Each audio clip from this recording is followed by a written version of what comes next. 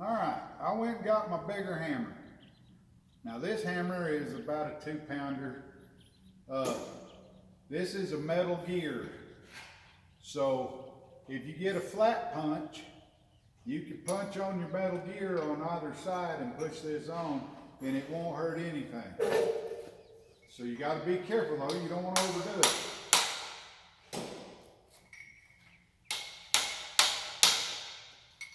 And sometimes they're just stiff. You see where it gets a little burr on it, or, you know, anything can happen.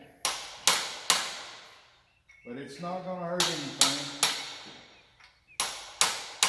So go ahead and push that on there good. As you can see, it's going.